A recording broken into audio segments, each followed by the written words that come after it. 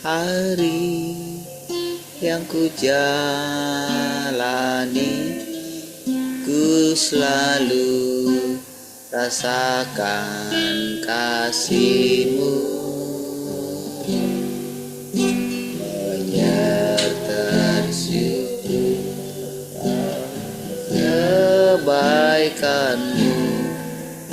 Engkaulah Yesus Tuhanku.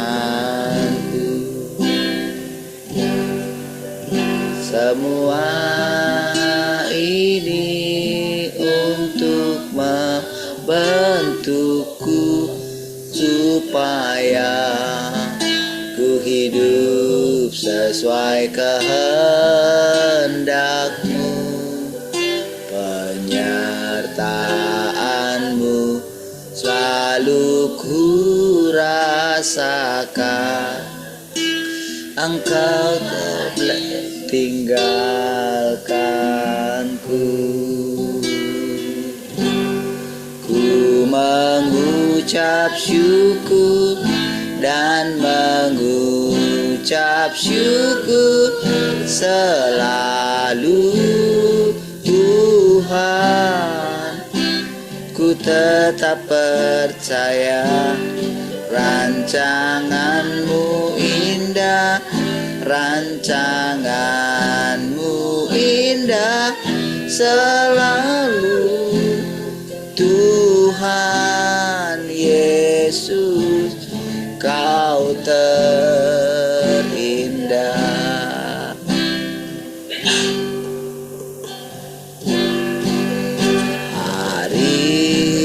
Hari-hari yang ku jalani, ku selalu rasakan kasih-Mu. Ku bersyukur atas kebaikan-Mu. Engkaulah Yesus Tuhanku.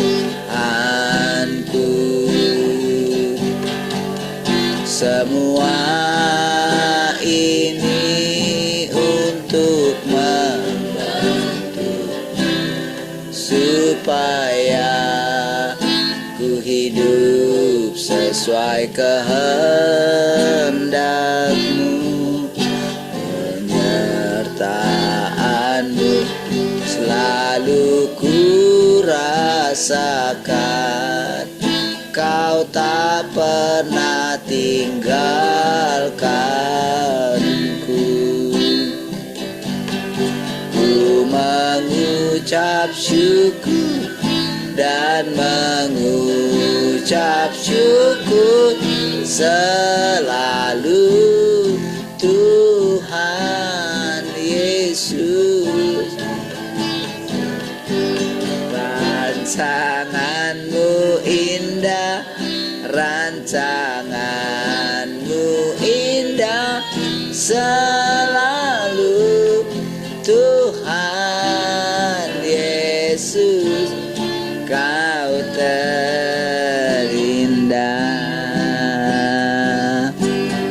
Ku mengucap syukur dan mengucap syukur selalu, Tuhan. Ku tetap percaya rancangan-Mu indah, rancangan-Mu indah selalu, Tuhan Yesus, Kau terindah. Rancangan-Mu indah, rancangan-Mu indah selalu, Tuhan Yesus, Kau terindah. Rancangan-Mu, rancangan-Mu, rancangan indah selalu Tuhan Yesus, Kau terindah.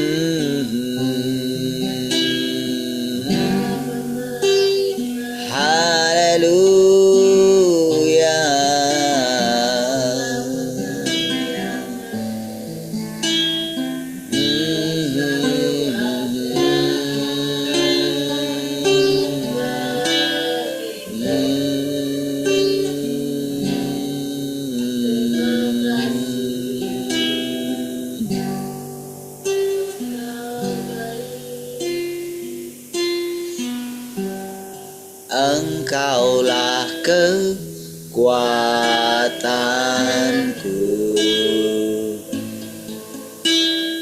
tempat perlindunganku saat badai menerpa.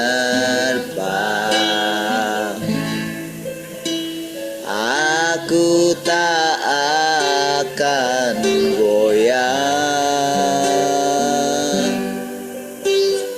aku tak akan goyah, Kau sertaku.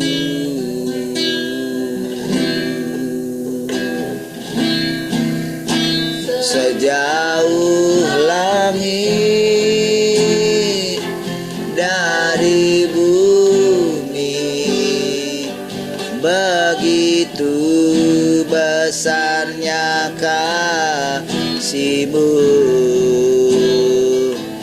penuhi hati kami yang rindu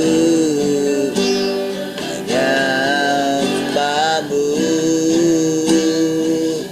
Yesus. Sejauh langit dari bumi, begitu besarnya kasih-Mu,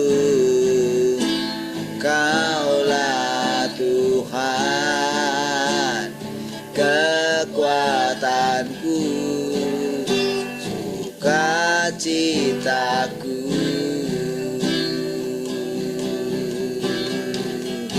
Engkaulah kekuatanku, Engkaulah kekuatanku,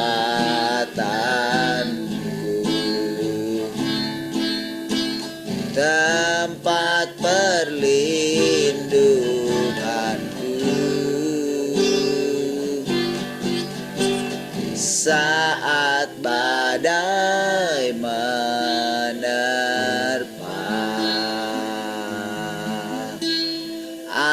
Aku tak akan goyah, aku tak akan goyah, sebab Kau sertaku. Sejauh langit, sejauh langit dari bumi, begitu besarnya kasih-Mu,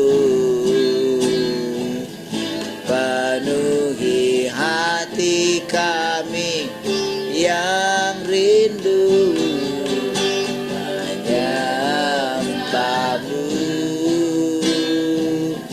Yesus. Sejauh langit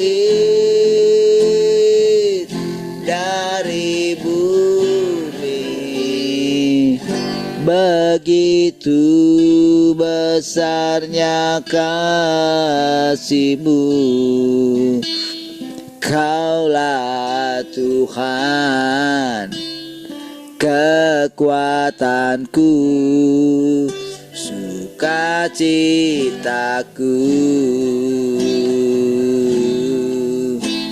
Kaulah Tuhan, kekuatanku, sukacitaku. Kaulah Tuhan, kekuatanku, sukacitaku.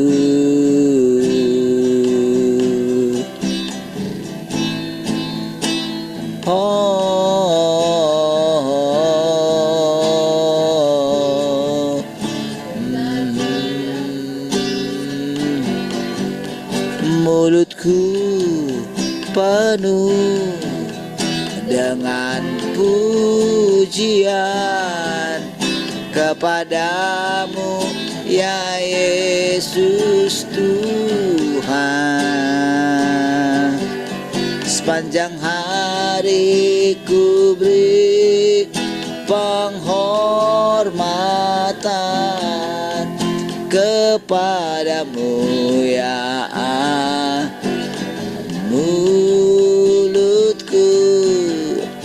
Mulutku penuh dengan pujian kepadamu, ya Yesus Tuhan. Sepanjang hari ku beri penghormatan kepadamu, ya Allahku.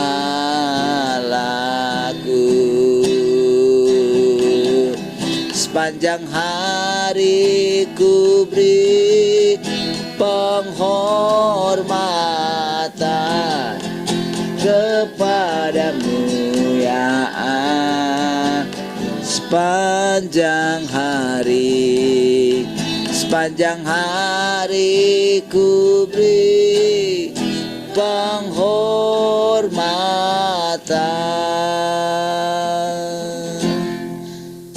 kepadamu, ya Allahku.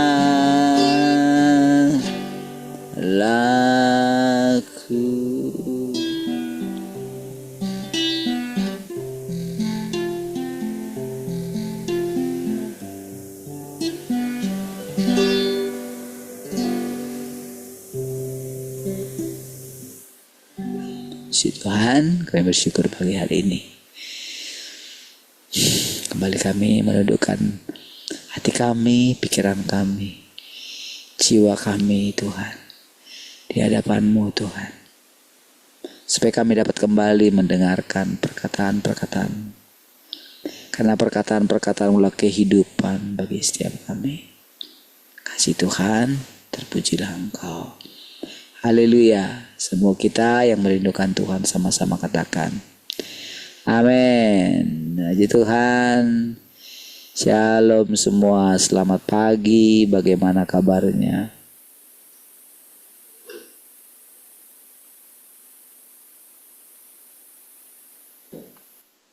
Shalom semua. Selamat pagi.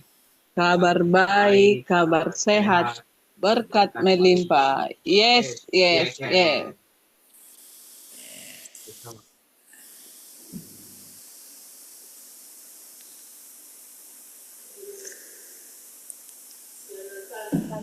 Shalom semua, selamat pagi. Baik, sehat. Kita Tuhan berkata. Yes. Shalom semua, selamat pagi, kabar baik, kabar sehat, berkat Tuhan melimpah. Yes.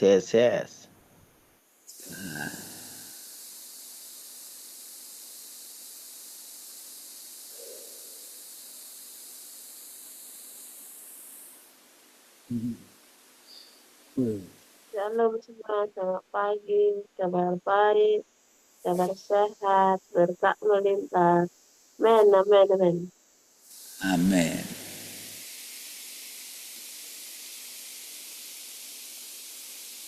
Shalom semuanya, selamat pagi, kabar baik, kabar sehat, berkat Tuhan melimpah. Yes, yes, yes. Amin.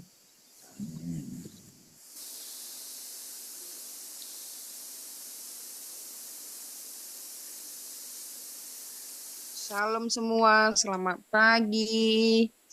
Kabar baik, kabar sehat, berkat Tuhan melimpah. Yes, yes, yes. Amin, haleluya. Shalom semua. Kabar baik, kabar sehat, berkat Tuhan melimpah. Amin, amin, amin. Wah, dari suaranya berlimpah ini. Citahan. Haleluya. Tuhan menjadikan segala sesuatu dengan perkataannya. Haleluya.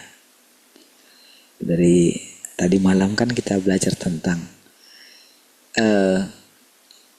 ada sesuatu yang kita pelajari di situ ya.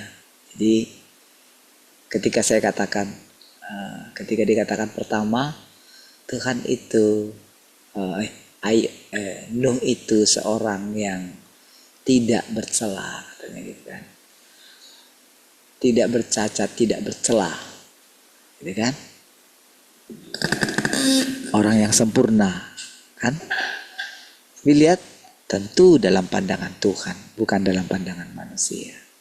Gitu. Lihat ya, kronologisnya gitu. Nah, kalau kita bandingkan berikutnya kan, karena kalau kita lihat begitu dia dipilih. Coba bayangin ketika Tuhan mengatakan, "Nuh, aku akan mengakhiri segala kehidupan." Gitu katanya. Aku akan mengakhiri hidup manusia sampai di sini. Tahukah saudara, keluarga-keluarga dia kan masih hidup pada waktu itu. Iya, bahkan bapak dia masih hidup gitu. Ya, belum pada mati. Kalau kita lihat silsilahnya itu pada mati dekat-dekat air bah itu gitu. Ya, kemungkinan besar juga ikut dengan air bah itu. Tapi nggak tahu juga, siapa tahu juga sebelum, mungkin 1 hari sebelum atau berapa hari sebelumnya gitu kan, kita nggak tahu karena kan nggak jelas di situ ya. Cuman memang di kisaran tahun sekian gitu. Tahun ketika air bah itu turun gitu kan. Nah, bayangkanlah ketika dia pertama kali mendengarkan itu. Aku akan mengakhiri. Tentu memang kan berapa puluh tahun kemudian kan. Saya lupa ya, mungkin 40 tahun kemudian. Atau entah 100 ya, saya juga lupa ya, entah 120 ya, saya lupa. Ya, cukup lama memang. Cuman ketika perintah itu datang, ketika firman itu datang, di sana tidak ada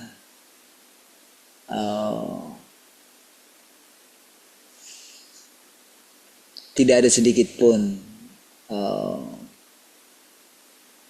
dia mempertanyakan itu gitu. Kenapa Tuhan gitu? Kenapa kau akan menghancurkan? Sudah rusak sekali katanya kan, kayak gitu. Dia nggak tanya kenapa. Tentu saudara, karena diawali dengan kata dia seorang yang tidak bercela, sempurna katanya. Tentu kan sempurna itu kan hanya Tuhan gitu. Nah, tentu saudara, dari kan ini kan nggak diceritakan gitu. Apa yang ada di pikiran Tuhan itu pikirannya kayak apa sih? Kan manusia kan nggak tahu. Manusia kan belum mengenal Allah pada waktu itu. Sebetulnya sekarang juga kalau Tuhan tidak mengajari kita tentang wataknya, tentu manusia atau kita tidak mengenali watak Tuhan seperti yang sekarang ini gitu. Iya, ketika juga dia bercerita mengenai bagaimana rupanya Tuhan, belakangan ini kan Tuhan cerita juga bagaimana kita tidak boleh membayangkan lagi wajah Yesus seperti yang ada di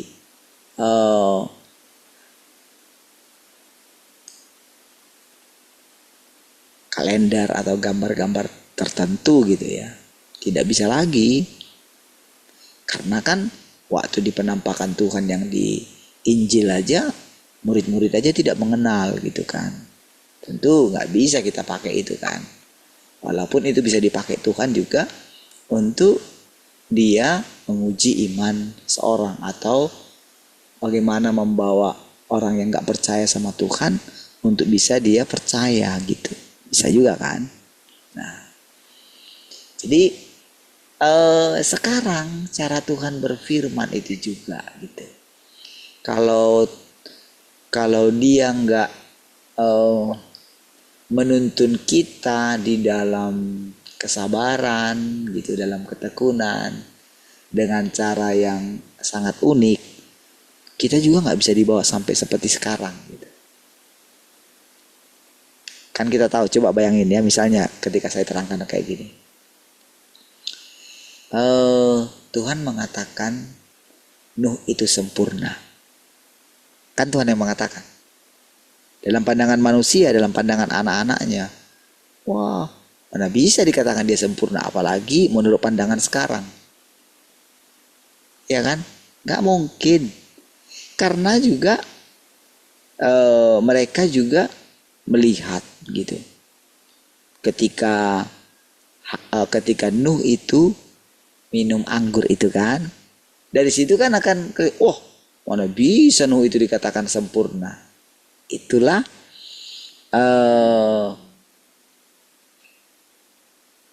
cara pandang manusia, nggak mungkin katanya, ya kan? Makanya kita juga sulit sekali untuk berpikir bagaimana Tuhan memandang manusia sekarang ini. Tentu kan sesuai dengan pekerjaannya. Kan gitu kan? Sama ketika pohon ara tidak berbuah itu kan, dikutuk kan. Murid-muridnya, loh belum waktunya Tuhan, kan gitu. Tapi kenapa di situ Tuhan harus mengutuk dia? Timbullah spekulasi kan, timbullah banyak asumsi-asumsi, ya kan? Biarkan Tuhan toh. Lalu saudara, di firman Tuhan ini kita sering sekali mendengarkan kata unik. Tuhan itu unik, salah satunya ya. Pekerjaan Tuhan itu juga unik. Cara Tuhan menjelaskan itu juga unik. Oke, jadi ketika kita mendengarkan kata Nuh itu sempurna. Kalau dulu saya benar nggak ngerti saudara. Kenapa sampai Nuh dikatakan sempurna? Tapi sekarang ini saudara, ketika saya memperhatikan cara Tuhan menjelaskan itu, ya ini satu yang baru dia jelaskan. Tapi lama kelamaan saya ngerti, iya juga ya. Kan segala sesuatu terjadi dengan dia berfirman. Kenapa dia katakan tidak ada orang yang selembut Musa? Ya kan? Kalian nggak tahu ya.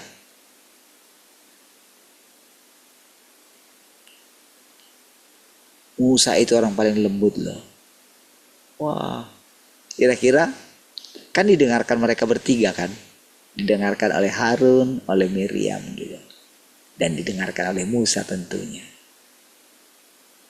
Ya kan? Apa kira-kira responnya Musa? Nanti kan baru ketahuan di kemudian hari. Ketika mendengarkan perkataan itu. Dan itu menjadi pelajaran bagi kita. Apa yang dikatakan Musa gitu. Bagaimana sikap dia. Ketika perintah Tuhan datang, minggir kamu Musa. Tidak, katanya. Oke? Karena kamu tidak mendengarkan perintah Tuhan. Kan itu kan sebetulnya kan. Namun kan tidak dibilang di situ. Iya. Dengan harapan nanti Musa itu dan orang-orang yang hidup selanjutnya akan belajar apa jadinya kalau manusia itu menentang perkataan Tuhan. Coba lihat di situ. Kan terjadi kan? Musa menyesal seumur hidupnya ketika dia tidak bisa masuk tanah perjanjian. Karena siapa? Karena hatinya dipahitkan oleh orang Israel. Gitu. Sedih sekali gitu. Tapi kan itu konsekuensi karena ketidaktaatan. Ya kan? Pada waktu itu dia nggak tahu kalau dia akan menghadapi konsekuensi itu. Namun dia sudah bilang, lebih baik bunuh saja aku, katanya. Apa nanti yang dikatakan orang? Berarti dia sama kan dengan Petrus kan? Dia lebih memikirkan apa kata orang. Apa nanti kata bangsa-bangsa yang lain? Dia cuma bisa bawa keluar dari Mesir, tapi dia tidak bisa membawa mereka ke tanah perjanjian. Pada kenyataannya memang demikian. Ya kan? Kalau misalnya Musa mentaati perintah Tuhan, apa kira-kira yang terjadi? Ini kan jadi pelajaran semua. Tentu bagi kita yang mendengarkan peristiwa itu dulu, kalau kita belajar tentang doa, apalagi doa syafaat, akan diajarkan tentang doa syafaatnya Musa. Bayangin lah. Kalau sekarang kita mendengarkan penjelasan ini, kira-kira hancur nggak semua pelajaran kita tentang pelajaran doa syafaat itu? Runtuhlah. Berarti kita sedang diajarkan menjadi seorang pemberontak kan? Betul nggak? Lah, Musa pada waktu itu, pada kenyataannya sebetulnya dia itu memberontak. Karena dia lebih memikirkan apa yang dipikirkan oleh manusia. Betul nggak? Bukankah itikat baik daripada Petrus mengatakan itu tidak terjadi kepada dirimu? Apakah itu tidak baik? Baik kan?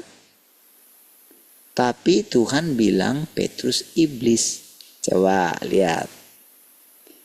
Kira-kira seperti itulah ketika Tuhan mengatakan Nuh sempurna. Tapi di situ kita tidak mendengar bagaimana Nuh mengatakan, enggak loh, mana aku sempurna. Aku sering marahin istriku, kami sering berantem. Misalnya kayak gitu kan. Aku juga emosi ketika melihat anak-anakku kayak gini, si ini kayak gini. Betul nggak? Namun ceritanya, jadi kita jadi tahu ketika Tuhan mengatakan itu, tentu itu dikatakan oleh Musa. Iya kan? Dia menuliskan firman Tuhan kemudian hari kan? Jadi Nuh tidak mendengarkan dan dia tidak tahu apa itu sempurna. Seperti itu kira-kira loh saudara. Apa manfaatnya? Apa tujuannya Tuhan mengatakan ini semua kepada kita? Nah, itulah yang perlu kita simak baik-baik. Iya kan? Lihat. Perkataannya sudah berapa lama itu ada dalam Alkitab. Sudah berapa lama kita dengarkan itu. Wah, udah kalau kita berapa banyak khotbah yang kita sudah dengarkan tentang Nuh. Apalagi kalau tuntunannya pada waktu itu tentang Nuh. Seorang yang berkenan. Waduh, tiap minggu kita dengarin lah itu. Dari orang yang berbeda. Tiap minggu. Kita terus akan dengarkan Nuh. Tapi apakah kita mendengarkan penjelasan seperti sekarang? Tidak. Tapi kalau kita ikuti penjelasan ini, coba lihat.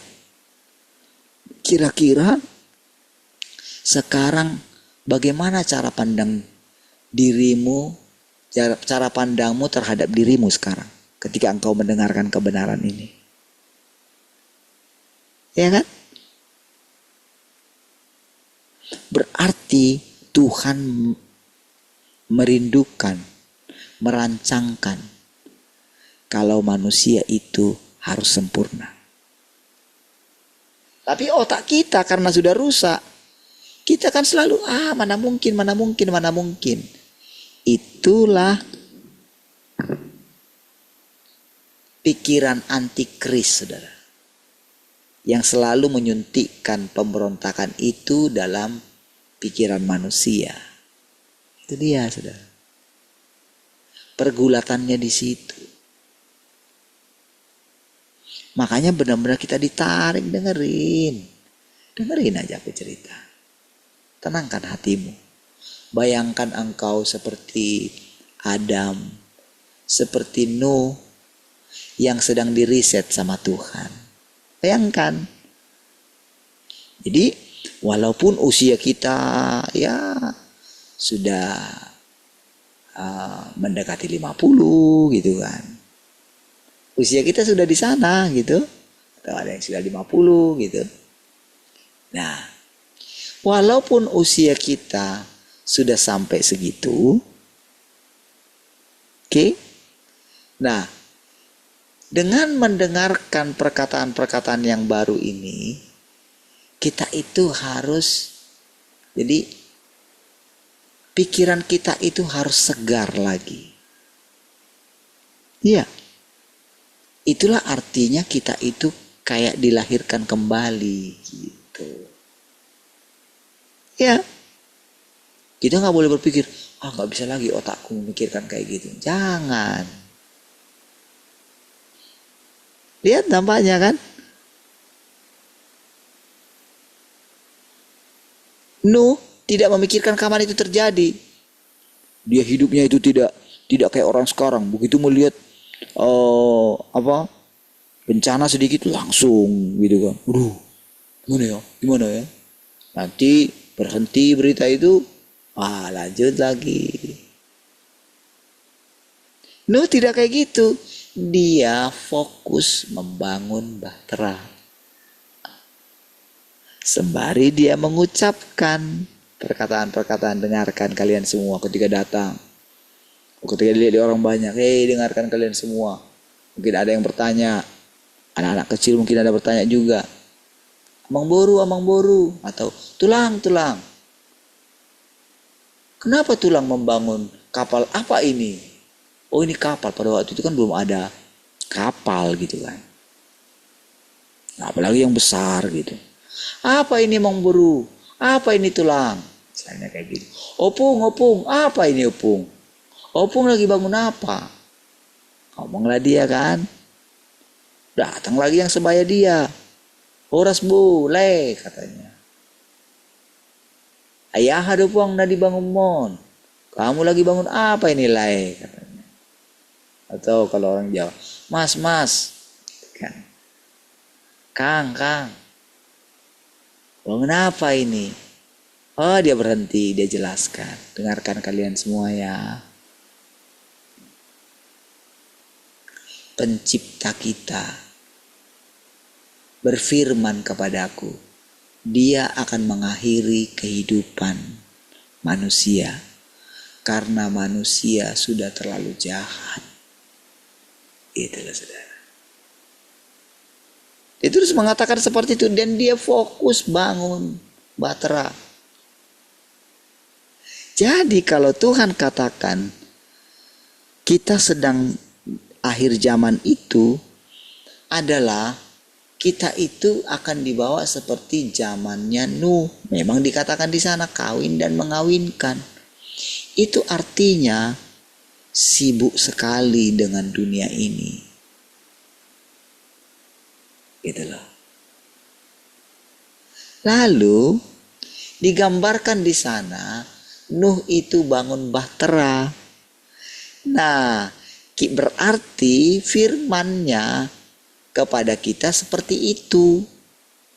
Tetapi bukan bahtera secara jasmani yang sedang kita bangun, tapi bahtera secara roh yang akan membawa banyak sekali orang. Bukan hanya dari zaman ini, tapi dari zaman sebelumnya juga. Karena yang kita bangun bait suci secara rohani, yaitu tempat tinggal Tuhan. Dulu Daud gak bisa, dia gak diizinkan bangun itu. Itu bayangan itu. Kamu tahu gak, aku tidak menginginkan kamu itu membangun bayangan. Makanya Salomo anaknya,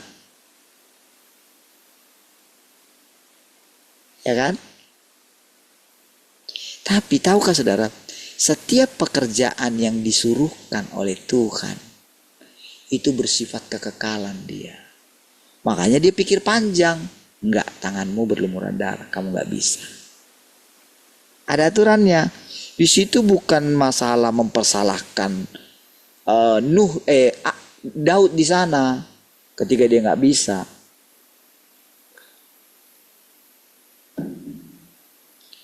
Lah, yang suruh dia perang emang siapa? Yang suruh dia perang kan Tuhan, bukan Daud loh. Jadi kok dikatakan Daud itu salah? Ya enggak lah. Tapi itulah alasannya. Coba lihat saudara, cara Tuhan menerangkan apa yang dipikirkan Tuhan. Tahukah saudara? Mulai mengerti nggak jalan pikiran Tuhan? Berarti kan jalan pikiran Tuhan nggak sesuai dengan jalan pikiran manusia. Itu poin yang penting. Oh iya juga ya, kan masuk akal kan yang saya terangkan kan? Iya ya, benar juga ya. Berarti ada sesuatu apa sih yang dipikirkan Tuhan ini ya? Sebetulnya cara berpikir Tuhan ini seperti apa sih? Nah, ini yang penting poinnya. Yang ingin Tuhan kita pahami. Hal ini Tuhan inginkan manusia memahaminya. Itu bahasanya yang tepat ya. Tapi kan panjang sekali. Ya. Ketika dia menerangkan. Lihat saudara. Bagaimana Tuhan membawa kita sampai sejauh ini. Iya kan? Tadinya kita itu dalam pikiran kita itu masih berpikir kayak gini. Wah, kalau nanti aku mengikuti pelajaran ini maka hidupku akan berubah. Wah, kami akan begini. Lihat nanti. Kita akan bilang. Nanti kalian akan lihat nanti. Tuhan akan membuat perbedaan. Masih selalu ada kan. Pengen lebih baik kan dari orang-orang lain kan. Tapi sekarang coba perhatikan.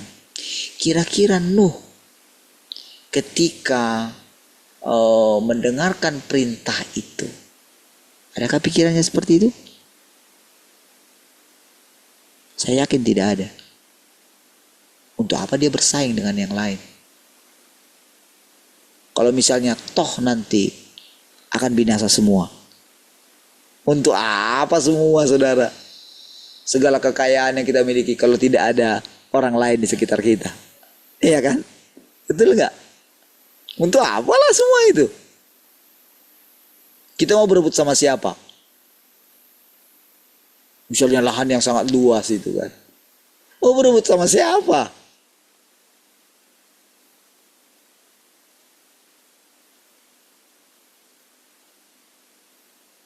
Sekarang ini ada peraturan baru.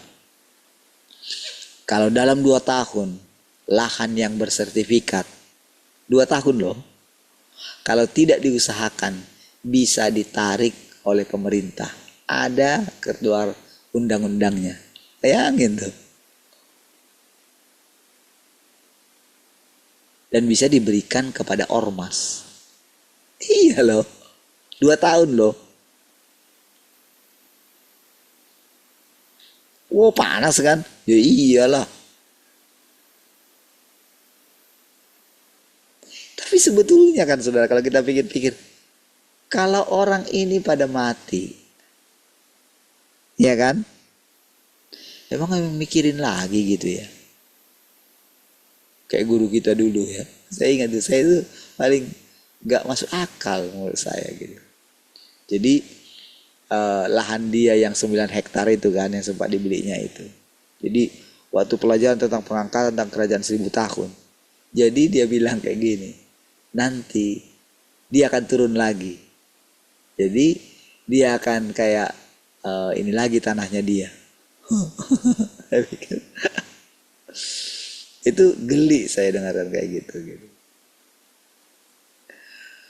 Nah, kalau dia pikirkan dia akan hidup di zaman berikutnya, mungkin masuk akal lah gitu kan. Tapi terlalu inilah, maksudnya masa kita mikirin bumi ini seperti itu gitu kan. Tapi kalau kita pikirkan tentang kehidupan kita selanjutnya gitu, di mana inkarnasi kembali, mungkin masuk akal lah. Gitu ya. Nah, jadi saudara, Nuh tidak ada pikiran dia itu yang lain lagi. Makanya tepat dikatakan, jadi harus dikatakan di awal tentang seorang Nuh ini gitu. Jadi harus dikatakan di awal dulu. Karena nanti kan manusia berikutnya kan akan belajar daripada Alkitab ini. Ya kan? Alkitab ini kan jadi kitab suci. Coba lihat saudara. Nanti kalau dijelaskan firman Tuhan. Ini Alkitab itu tak dibilang kitab suci. Tapi yang ini nggak dibilang kitab suci loh. Padahal kalau kita lihat semua firman Tuhan ini. Wih. Hebat sekali loh saudara. Tapi ini nggak dibilang di kitab suci loh. Jadi apakah kualitas daripada si kitab suci ini lebih tinggi daripada firman Tuhan yang sekarang? Enggak lah. Apakah firman Tuhan ini enggak kitab suci? Istilah kitab suci itu adalah istilah buatan manusia. Gitu loh. Tapi oke lah, makanya Tuhan katakan, bukankah di dalam Tauratmu dikatakan? Bukanlah dalam kitab sucimu dikatakan. Dia mengatakan itu. Oh, bagi Tuhan semua suci. Makanya ketika dia pandang Nuh itu, dia mengatakan, ya, makanya dia gak terganggu dengan kedatangan iblis, gak terganggu dia. Karena iblis gak bisa menyentuh dia. Lihat saudara perkataan ini. Perkataan ini benar-benar membebaskan kita. Iya.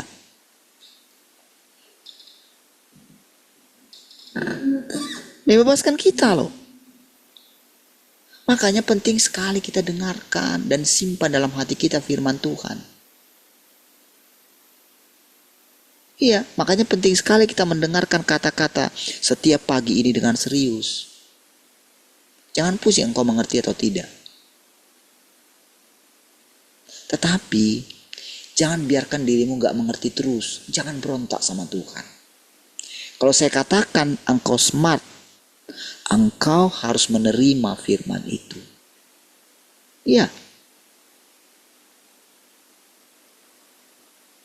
Jadi itulah definisinya Nuh. Iya, langsung jadi. Berarti begini saudara. Berarti Nuh ini ciptaan yang baru yang benar-benar dirancang Tuhan. Ya, dari proses sejak kelahirannya seperti itu. Dijagain terus. Harus seperti itulah sekarang cara kita memandang diri kita. Kalau kita ada di sini, kita mesti percaya bahwa sejak kita dalam kandungan ibu kita, bahkan firman Tuhan lagi katakan kalau engkau berani percaya, sebelum dunia dijadikan, dia sudah memilih engkau. makanya sangkali dirimu. Makanya Tuhan katakan barang siapa tidak menyangkal dirinya, tidak rela kehilangan nyawanya, dia nggak layak bagiku, nggak layak jadi pengikutku. Itu bukan perintah negatif. Itu bukan penderitaan. Itu firman. Jadi kalau dikatakan firman, itu kehidupanmu. Jangan takut.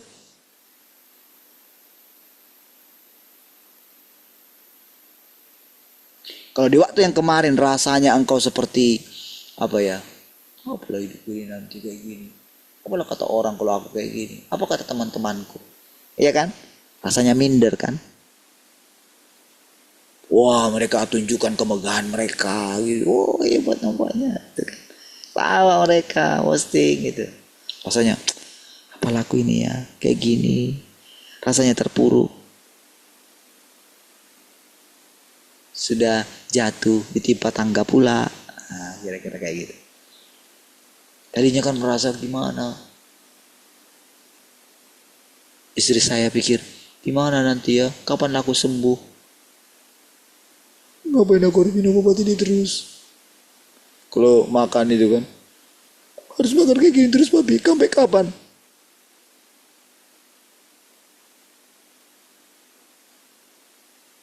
Ya, saya diam aja.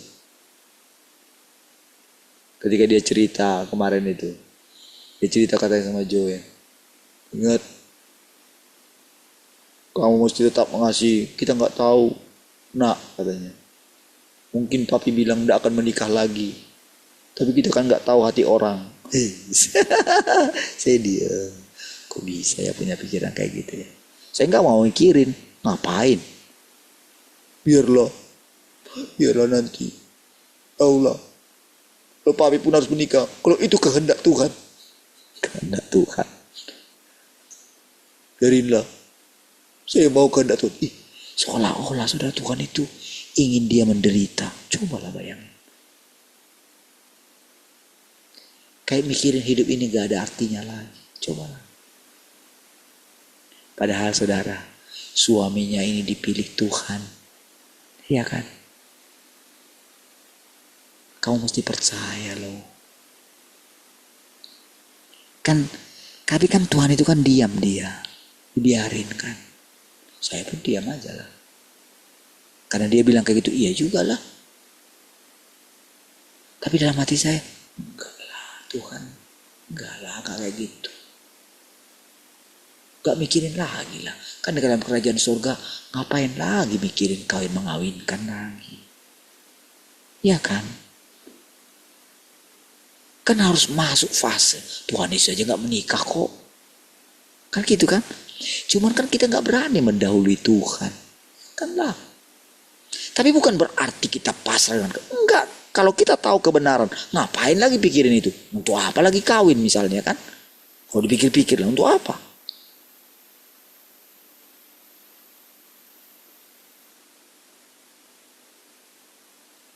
Iya kan?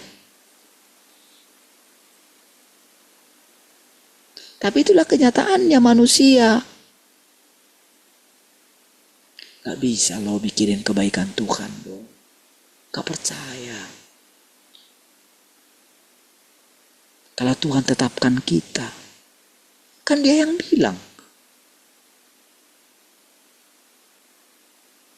Berarti kan orang yang terus pikirannya kawin mengawinkan.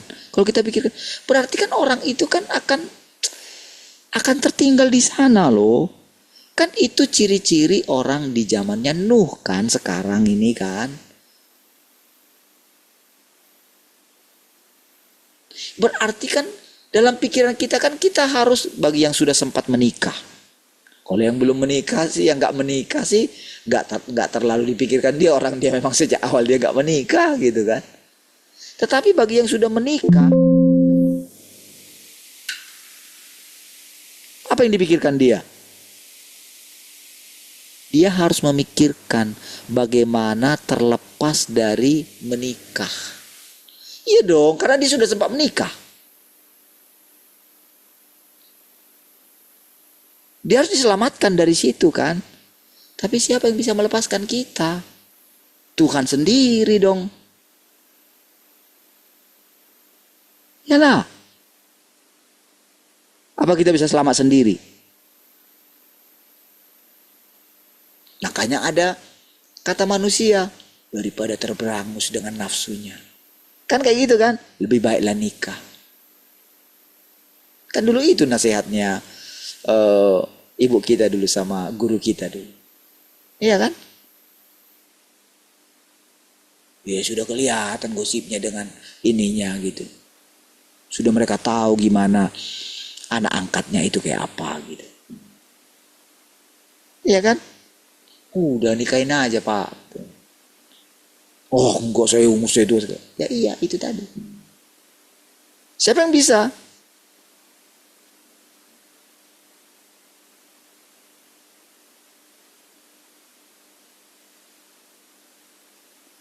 Hanya Tuhan kan yang bisa melepaskan kan.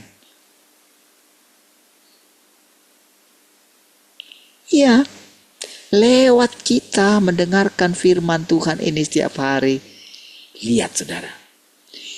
Kita itu dibawa kepada pikiran yang baru loh. Kita dibawa ke zaman yang baru. Jadi firman yang kita dengarkan itulah yang akan melepaskan kita. Kalau engkau punya pikiran yang baru, kalau engkau punya pemahaman yang baru, engkau tidak akan memikirkan dunia ini, engkau nggak akan memikirkan kerusakan dunia ini. Yang engkau fokuskan adalah engkau bangun bahtera. Gitu loh saudara. Jadi di sini kita sedang membangun bahtera. Tentu kita nggak lihat ini saudara. Tapi di sini ketika kita duduk mendengarkan, lihat apa yang Tuhan kerjakan selama proses waktu itu saudara. Tuhan mengerjakan secara diam-diam. Dia pendam air, dia tahan di sorga, di langit gitu kan. Coba lihat semua.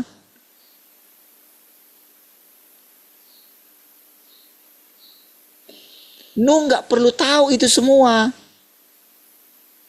Dia nggak perlu tahu, oh dia harus mempercepat.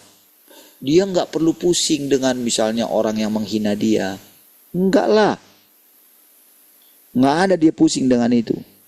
Dia nggak pusing dengan misalnya, oh bagaimana orang-orang lain misalnya, wah datang apalah kamu bodoh kali kamu, ayo sini Nuh kita minum-minum di sini, ngapain kamu di situ? Lagian kamu bangun kapal di atas gunung lagi. Dia aja terus, dia slow aja. Nah, kan seperti itu kan orang kan yang akan ngejek kita. Iya kan? Mana? Benar nggak dia benar-benar? Dia bagaimana dia menjaga? Wah, mari kita lihat. Kuat nggak dia? Kan gitu kan? Benarkah dia itu terus bisa mengandalkan Tuhan terus? Benarkah? Mari kita lihat. Coba dengan kayak gitu, dengan mengalami sakit kayak gitu, apa yang dipikirkan dia? Jangan-jangan, betul kan?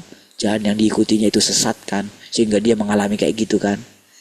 Itulah ejekan-ejekan orang yang sampai di telinga kita.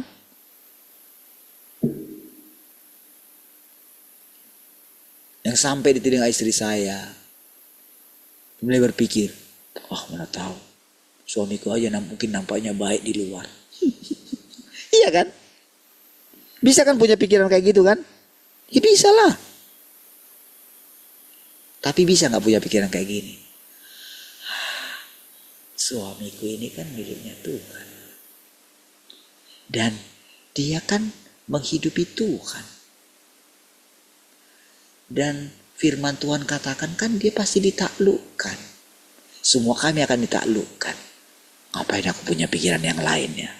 Kenapa aku gak mikirkan apa yang dikatakan Tuhan tentang kami? Gitu harus punya pikiran kayak gitu. Bisa kan punya pikiran kayak gitu? Bisa punya pikiran yang lain kan yang negatif kan? Betul gak? Tetapi kalau kita pikirkan tentang pekerjaan Tuhan, kalau kita pikirkan bagaimana Tuhan merancang segala sesuatu, mungkinkah Tuhan gagal? Mungkinkah Tuhan gagal? Sekalipun nampaknya kita pikir kita kayak gagal. Tahu nggak kalau kita definisi, kalau kita katakan kita gagal, berarti Tuhan gagal. Beranikah engkau mengatakan langsung kepada Tuhan kalau Tuhan gagal?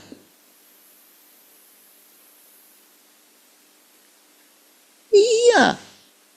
Kalau Tuhan katakan engkau smart, kalau engkau pikir engkau tidak smart, bukankah engkau sebagai seorang pemberontak? Iya. Kalau Tuhan katakan, Shalom, apa kabar? Tadinya mungkin masih agak berat ngomongnya. Kabar baik, kabar sehat. Gitu kan. Gimana mau baik Tuhan? Ini lihatlah, udah tanggal sekian nih. Gimana nih? Apalagi kalau sekarang bertumpuk semua gitu kan. Harus besok lo dibayar papi, kata si Brian gitu. Brian.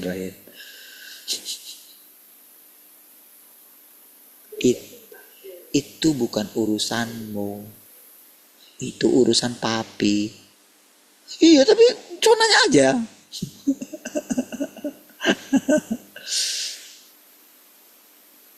Cuma nanya aja papi, kan dibilang ini. Udah.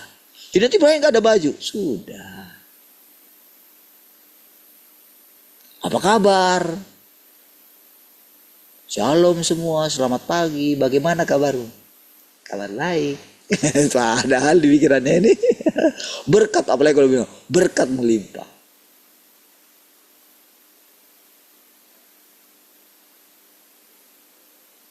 Lalu yang di Malang bilang tanggal sekian harus bayar, papi. Harus bayar UKT-nya ya. Ya kan? Tanggal sekian sampai tanggal sekian. Maminya sudah bilang, sudah ingatin. Bilangin ke papimu lo tanggal berapa. Nanti tiba-tiba gitu. Ini kan anaknya kan mikir gitu. Nanti kalau aku bilang, gimana ya? Tapi kalau tiap kali bilang, papi, Kesia sudah gak punya uang lo. Kemarin-kemarin bilang kayak gini. Papi, uang Kesia tinggal 20.000. Masih kayak gitu kemarin-kemarin. Kalau sekarang dia nggak bilang tinggal 20.000 lagi. Pas uangnya nggak ada, baru dia bilang. Langsung saya transfer gitu kan. Iya. Semangat. Lalu dia bilang, belum lagi kan, uang kosnya lagi kan, naik lagi kan. Dia nggak mau ubah nih. Tapi tahu nggak begitu dibilang tanggalnya,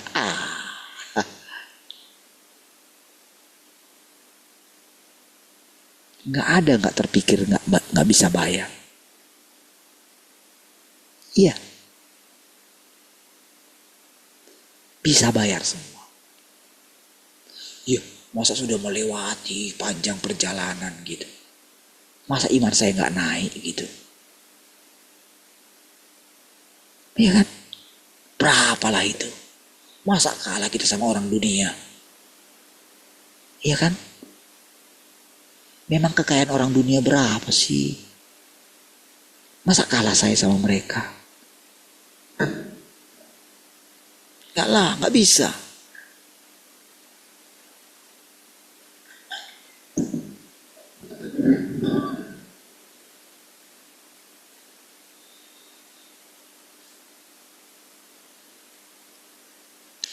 Berbagai macam cara saudara Tuhan itu. Dia tuntun kita pelan-pelan. Ketika kita berani mengatakan, jadi waktu kita berani mengatakan kabar baik, kabar sehat. Bukan supaya kita sehat, tapi berani kita mengucapkan keadaan kita yang sesungguhnya menurut Tuhan. Gitu. Dan gak perlu kita itu kayak membuat yel-yel gitu. Gak perlu. Bukan itu tujuannya. supaya melatih kita itu, saudara. Dia latih kita ini. Apa kabar? Langsung ingat. Saudara, benar-benar ingat ketika Tuhan datang kepada Adam. Ketika Tuhan datang kepada Adam, ada nggak pikiran Tuhan negatif terhadap Adam? Nggak ada loh. Bahkan dari cerita itu benar-benar Tuhan itu kayak nggak tahu apa yang sedang terjadi. Mungkinkah Tuhan nggak tahu apa yang terjadi? Nggak mungkin kan? Tapi yang menjadi rahasianya gini. Kenapa sampai Tuhan itu nggak dipusingkan dengan itu? Ya kan? Sementara Adam sudah punya pikiran negatif tentang Tuhan. Coba.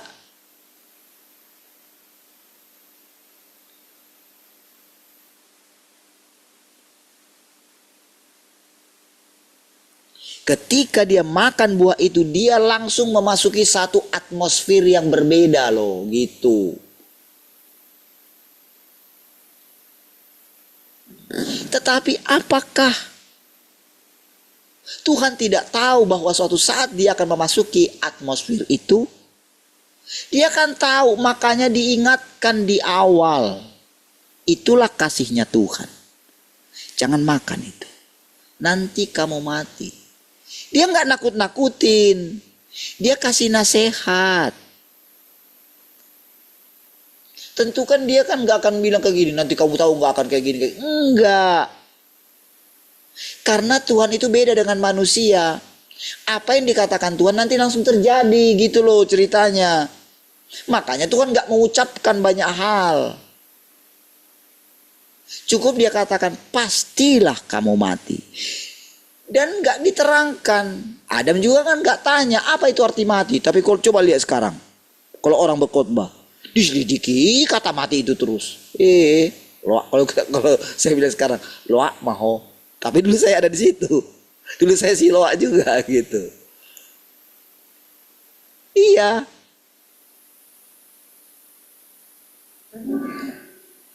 Jadi kalau saya bilang loak maho. Jadi harusnya orang-orang yang pintar itu. Kalau mendengarkan kata-kata saya itu harusnya mereka terbantu gitu loh. Oh saya loak ternyata ya. Memang sekolahmu apa katanya? Oh uraslah, udahlah. Nggak nyambung lagi kita gitu kan. Nggak nyambung lagi. Makin sekolah dia makin bodoh dia. Nah itulah. Kalau dia nggak mau dengarkan firman Tuhan. Tapi kalau kita dengarkan firman Tuhan. Makin pintar kita. Itu menurut Tuhan. Tapi menurut dunia ini makin bodoh kita. Mana yang lebih benar? Pintar menurut Tuhan atau pintar menurut manusia? Kebalikan kan? Iya, sederhananya itu seperti itu, saudara.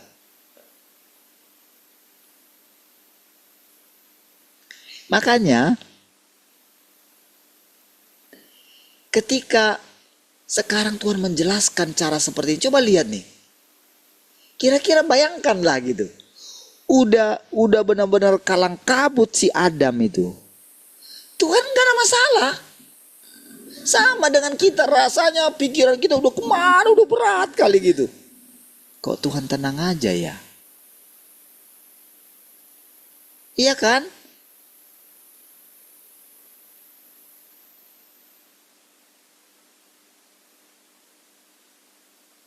Gak terpikir loh. Gimana bisa melewati ini? Dia kemarin telepon Mae. Hampir saya bilang mana Pak E gini. Iya. Oh, Pak E sudah gak ada tuh. Hampir saya bilang.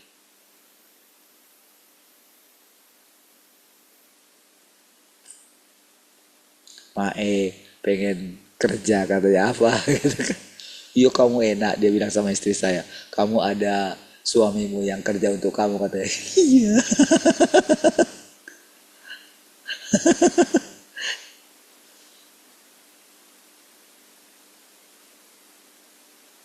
Kalau istri saya bosan gitu kan, kenapa kamu gak ingat Mae? Siapa temannya dia? Kalau misalnya semua lagi tidur gitu kan, kalau anak-anak lagi tidur, dia sendirian lah dia. Dia makan di luar. Sebentar ya mami, papi tidur di dalam sebentar ya. Baru ngantar si Brian gitu. Padahal dekat aja ngantar lo. Tapi rasanya itu, bayangin begitu turun, langsung ngantar kan. Kurang 10 lagi kan. Biasanya saudara masih sempat ratakan badan. Ada ngantar gitu kan. Ini enggak, turun langsung sudah naik ke atas motor gitu. Itu kan kalau pagi-pagi, wah padatnya minta ampun ya Tuhan. Iya.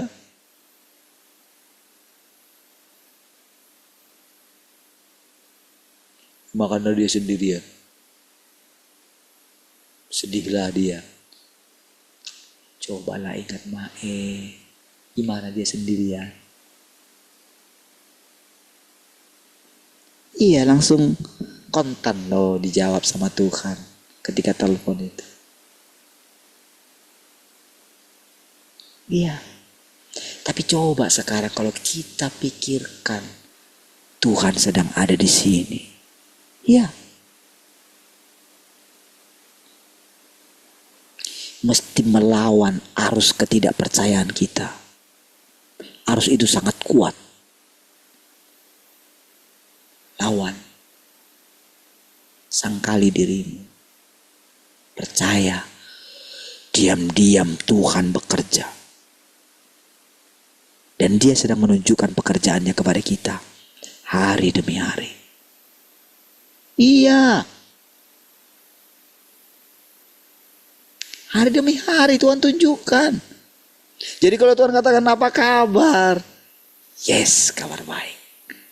Kabar sehat. Berkat Tuhan melimpah. Yes, yes, yes. Amin, amin, amin. Iya, jadi begitu mendengarkan itu, rasakan kehidupan daripada perkataan itu. Iya. Jadi bayangkan ketika Adam itu datang, kita nggak bersembunyi.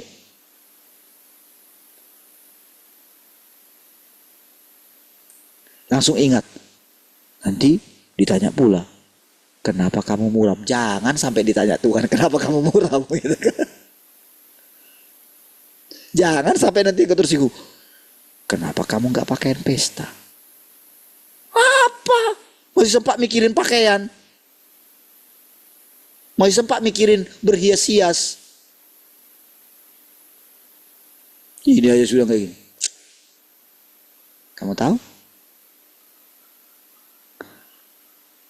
Bagaimana kamu menyambut aku? Gimana kalau kamu menyambut tamumu? Menyambut temanmu ketika datang ke rumahmu? Mungkinkah engkau acak-acakan?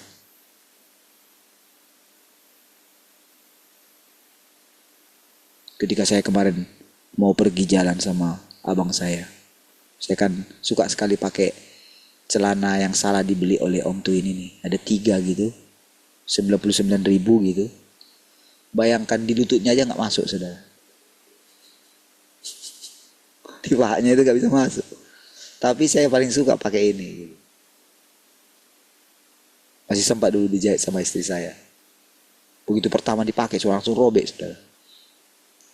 Tapi begitu sudah dijahit sama istri saya, udah bisa saya pakai. Tapi dia celana gantung. Kebetulan di belakang ini saudara ada sekolah yang bapak-bapaknya celana gantung. Sekolah muslim di belakang ini.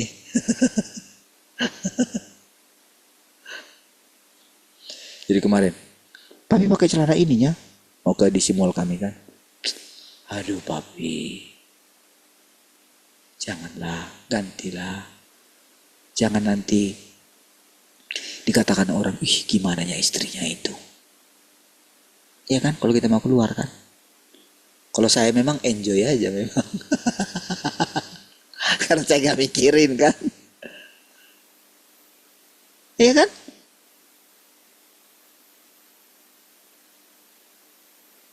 Kira-kira kayak gitu. Kalau Tuhan tanya kita. ketika kita bersekutu seperti ini gitu kan. Kenapa? Kenapa gak kamu tampil? Kenapa kamu tampil lebih baik ketika berjumpa dengan orang lain daripada berjumpa denganku? Ditanya kita, gimana semangatmu hari ini? Benarkah engkau sudah siapkan hatimu mendengarkan perkataan yang baru? Iya, ditanya dia kita setiap pagi. Percayakah engkau? Pagi ini aku akan mengucapkan kata-kata yang tidak pernah terpikirkan olehmu. Coba, mana responmu? Apa kabar? Respon saudara tiap pagi saya lihat makin berubah. Hei saudara, Tuhan senang. Dari mana saya tahu Tuhan senang? Saya bisa merasakannya gitu. Ya kan? Karena kan kita ini kan kayak main sandiwara aja kan? Kan nampaknya kayak gini kan? Setelah mengucapkan firman kan kita sama menjalani hidup kita. Iya kan? Kan setiap pagi ini saya hanya melaksanakan tugas saya untuk buka mulut dan Tuhan ekspresikan dirinya. Bukankah dari apa yang saudara lihat, apa yang saudara saksikan, bukankah engkau mulai melihat keindahan Tuhan itu? Ya enggak. Ketika kita menjelaskan semua yang tadi, ketika kita mendengarkan semua perkataan yang tadi, apakah engkau rasa percaya dirimu itu bukankah makin meningkat? Bukankah engkau makin semangat menjalani hidupmu? Bukankah engkau makin kuat melawan setiap kata-kata ejekan, kata-kata hinaan dari dunia ini terhadap dirimu? Bukankah engkau makin semangat menjalani hidup? Ya kan? Bayangkan kalau kita nanti memasuki satu masa di mana Tuhan akan benar-benar menampakkan dirinya bagi semua orang. Apalah artinya itu? Apalah artinya itu? Apa engkau gak akan melihat orang-orang jahat itu terkejut? Apa engkau akan melihat orang-orang yang menipu terus berbohong terus, berbohong terus, berbohong terus? Apa mereka tidak akan terkejut?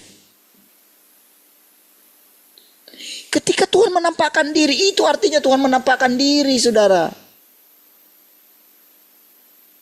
Keadilan Tuhan akan dinyatakan. Kerajaan Tuhan akan ditegakkan. Ketika sekarang engkau mengetahui itu, apa engkau perlu takut? Enggak perlu takut kan? Karena ternyata Tuhan pelihara.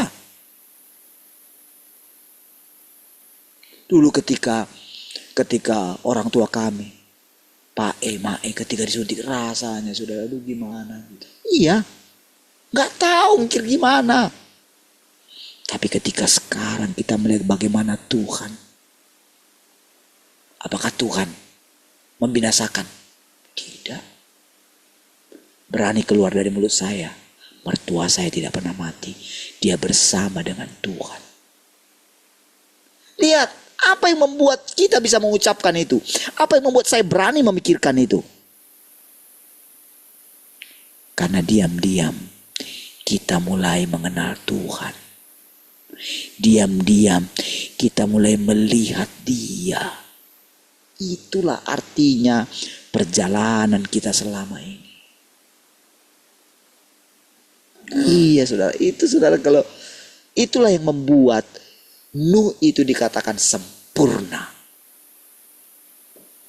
Tapi ingat, Tuhanlah yang mengatakan dia sempurna. Kalau kita dengarkan bahwa nenek moyang kita sempurna, berarti kita boleh menerima perkataan itu. Engkau sempurna dan aku menghendaki memang engkau sempurna. Harus berani menerima perkataan itu.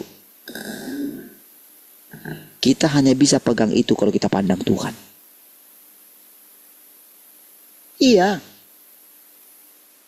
Jadi ketika dia bilang, Shalom. Apa kabar?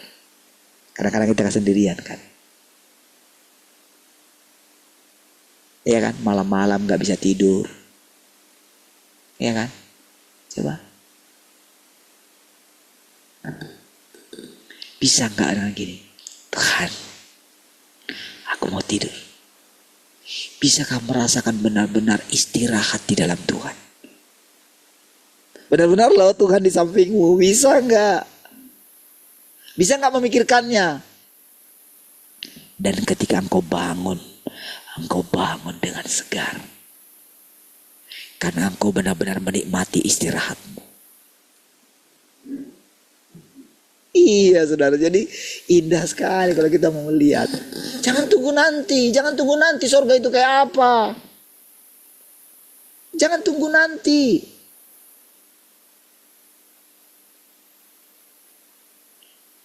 Masukilah dari sekarang. Supaya orang melihat surga itu ternyata nyata. Supaya orang tahu memang Tuhan sudah datang. Iya. Mari kita berdoa saudara. Terima kasih Tuhan. Bersyukur untuk persekutuan ini.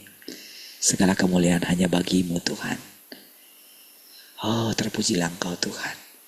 Biarlah sepanjang hari ini kami boleh bersuka cita menjalani hidup kami. Karena Engkau ada di antara kami. Haleluya. Semua orang yang mengasihi Tuhan sama-sama katakan amin. Puji Tuhan.